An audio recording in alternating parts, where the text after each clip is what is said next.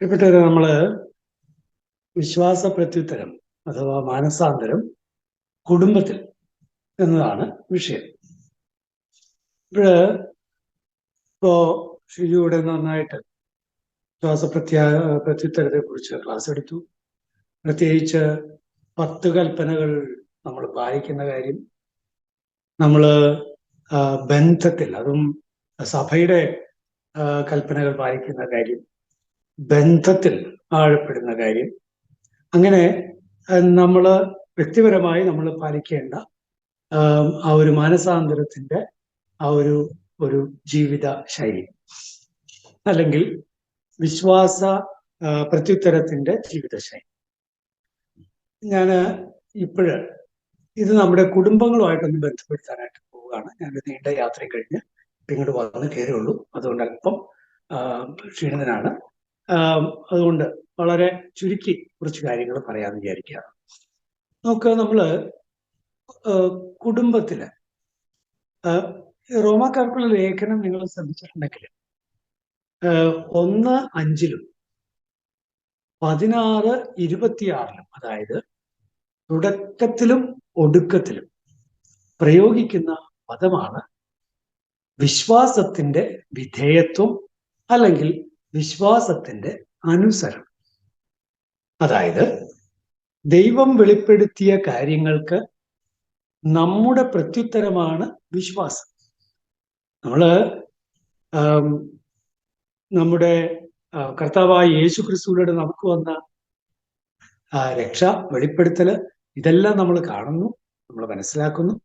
പക്ഷെ നമ്മുടെ ഭാഗത്ത് നിന്ന് ഒരു വിശ്വാസത്തിന്റെ ഒരു പ്രത്യുത്തരം കർത്താവ് ആഗ്രഹിക്കുന്നു. അങ്ങനെ ആ പ്രത്യുത്തരം അല്ലെങ്കിൽ വിധേയത്വം അത് തന്നെയാണ് 10 കൽപ്പനകളും കാര്യങ്ങളൊക്കെ പറഞ്ഞപ്പോൾ അതിൽ പ്രകടമായും ഉള്ളത് ആ വിധേയത്വത്തിന്റെ തലമാണ്. നമ്മുടെ കുടുംബം കർത്താവിന് വിധേയപ്പെടുന്ന കുടുംബമാണോ? വിശ്വാസത്തിന്റെ അനുസരണം, ഈ വിധേയത്വം എന്ന് പറയുന്ന അനുസരണം ഒന്ന് തന്നെയാണ്. ആ അനുസരണം നമ്മുടെ കുടുംബത്തിൽ എത്രമാത്രം ഉണ്ട്? ഈ ചോദ്യം പ്രധാനപ്പെട്ടതാണ്. ഉദാഹരണത്തിന്, വിശ്വാസത്തിന്റെ പ്രത്യുത്തരം എന്ന് പറയുന്നതിന്റെ ഒരു നല്ല ലക്ഷണമാണ് കുടുംബത്തിലെ പ്രാർത്ഥന. അപ്പോ കുടുംബത്തില് പ്രാർത്ഥന,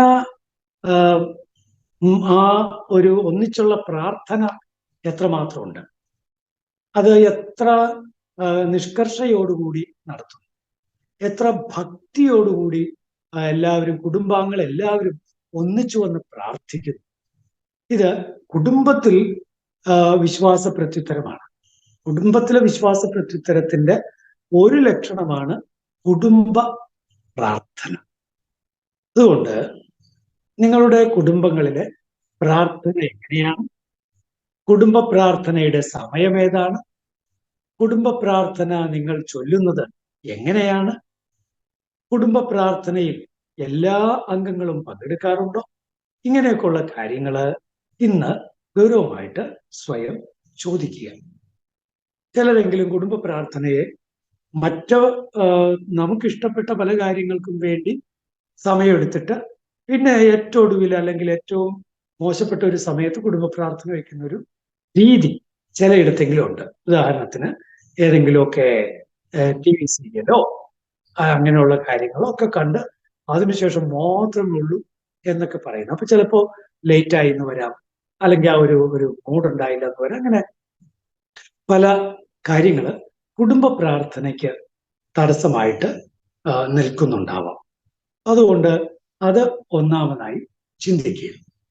രണ്ടാമതായി, നേരത്തെ ഷിജു പറഞ്ഞ കാര്യങ്ങളൊക്കെ തന്നെ, അതായത് 10 കൽപ്പനകളും കാര്യങ്ങളും ഒന്നൊന്ന് ചിന്തിച്ചു നോക്കിയേ. എൻ്റെ കുടുംബം ദൈവഹിതം നിറവേറ്റുന്നതിൽ ഉത്സുകരാണ്. ഈശോ പറഞ്ഞു, നിങ്ങൾ അറിയാത്തൊരു ഭക്ഷണം എനിക്കുണ്ട്, എൻ്റെ പിതാവിൻ്റെ ഇഷ്ടം നിറവേറ്റലാണ് എൻ്റെ ഭക്ഷണം.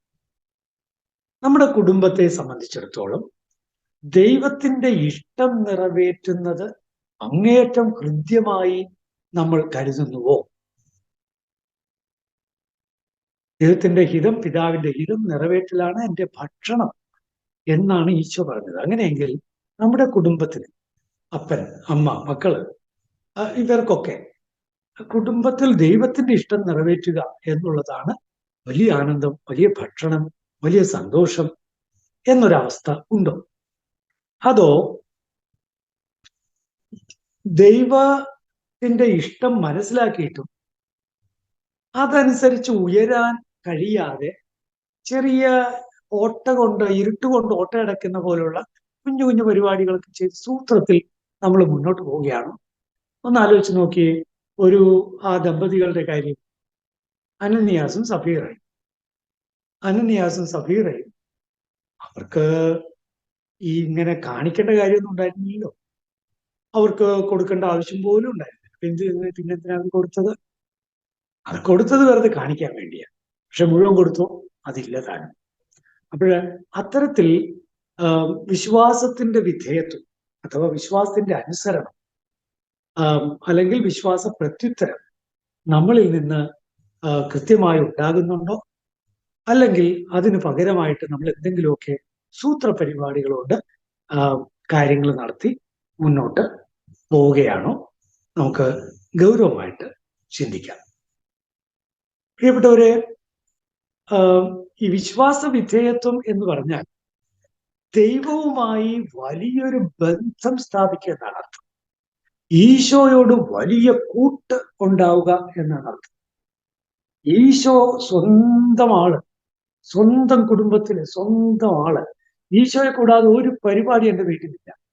ഈശോയ്ക്ക് ഇഷ്ടമില്ലാത്ത ഒന്നും എൻ്റെ വീട്ടിലില്ല. അതാണ് വിശ്വാസത്തിന്റെ അനുസരണം അഥവാ വിശ്വാസത്തിന്റെ വിധേയത്വം. അപ്പോഴ് ഒന്ന് ഗൗരവമായിട്ട് ചിന്തിച്ചു നോക്കുക, ഈശോയ്ക്ക് നമ്മുടെ കുടുംബത്തിൽ എന്തുമാത്രം സ്ഥാനമുണ്ട്? അത് വളരെ പ്രധാനപ്പെട്ട ഒരു കാര്യമായിട്ട് നമ്മൾ പരിഗണിക്കണം. പ്രിയപ്പെട്ടവരൊന്ന് ആലോചിച്ച് നോക്കിയേ. ആ ഒരു കുടുംബം, ആരുടെ കുടുംബം? ലാസറിന്റെ കുടുംബം. നമ്മുടെ ബഥനിയായാലും ലാസറിന്റെ കാര്യമാണ് ഞാൻ പറയുന്നത്. അപ്പോ മേരി, മാർത്ത, ലാസർ, ഈ 3 പേർക്കും ഈശോയോട് എന്തൊരു സ്നേഹമായിരുന്നു, ഒരു ബന്ധമായിരുന്നു.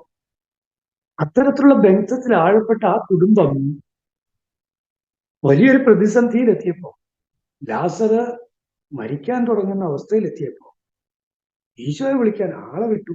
പക്ഷെ ഈശോ വന്നില്ല. ദൈവത്തിന്റെ മഹത്വത്തിനുള്ളതാണെന്നാണ് ഈശോ പറഞ്ഞത്. പക്ഷെ ലാസർ മരിച്ചു. ഈശോ ആ സമയത്ത് ബഥനിയിലേക്ക് വരുന്നുണ്ട്.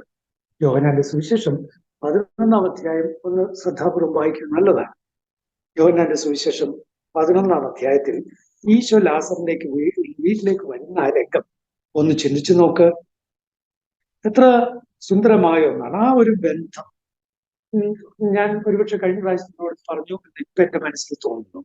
എന്തോ ആവട്ടെ, ആ ഒരു ബന്ധം പുലർത്താൻ നമുക്ക് കഴിയുമെങ്കിൽ നമ്മുടെ കുടുംബങ്ങളിലെ ദുർഗന്ധത്തിന്റെ അവസ്ഥകളെ, നമ്മുടെ കുടുംബത്തിലെ കല്ലറകളുടെ അവസ്ഥകളെയൊക്കെ അവിടുന്ന് വളരെ നിഷ്പ്രയാസം അതിലൊക്കെ നമുക്ക് പുറത്തു വരാനായിട്ട് ഈശോ തീർച്ചയായിട്ടും സഹായിക്കും. അപ്പോ നോക്കുക, വിശ്വാസ പ്രത്യുത്തരം അല്ലെങ്കിൽ വിശ്വാസ വിധേയത്വം എന്ന് പറയുന്നത് ഈ ഒരു ബന്ധത്തിൽ ആഴപ്പെടലാണ്, ഈശോയുമായിട്ടുള്ള ബന്ധത്തിൽ ആഴപ്പെടലാണ്.